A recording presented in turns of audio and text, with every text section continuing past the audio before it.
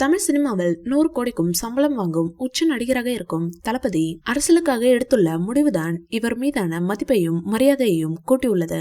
மக்கள் பணி செய்ய வந்துவிட்டால் படம் நடிப்பதை விட்டு தன்னுடைய கட்சி பற்றிய அறிவிப்பை வெளியிட்ட போது மீண்டும் ஒரு முறை உரைக்க சொன்னார். பிப்ரவரி 2ஆம் தேதி கட்சியின் பெயரை தேர்தல் ஆணையத்தில் பதிவு செய்துவிட்டு தளபதி விஜய் ஒரு பக்கம் ஒப்புக்கொண்ட கோட் படப்பிடிப்பில் பிஸியாக இருந்தாலும் மற்றொரு புறம் புசி ஆனந்த் மூலமாக தன்னுடைய கட்சி பணிகளையும் கவனித்து வருகிறார். அந்த வகையில் நேற்றைய தினம் கூட மாவட்ட செயலாளர் அனைவரையும் பனையூரில் ஒன்று திரட்டி செயற்குழு கூட்டம் சிறப்பாக நடந்து முடிந்தது.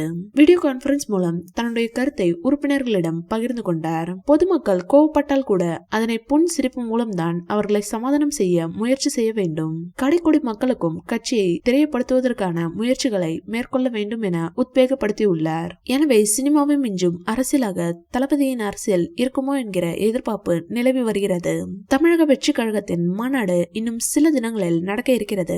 அதில் தளபதியின் நண்பர்களான சினிமா பிரபலங்களும் கலந்து கொள்ள உள்ளனர். நடிகர் ரஜினி, கமல் மற்றும் அஜித் அவர்கள் தளபதியின் நட்பு என்ற அடிப்படையில் கலந்து கொள்ள உள்ளனர். இந்த வீடியோ பிடிச்சிருந்தா லைக் பண்ணுங்க, ஷேர் பண்ணுங்க. மேலும் விஜய் சார் பற்றிய தகவல்களுக்கு எங்க சேனலை சப்ஸ்கிரைப் பண்ணுங்க.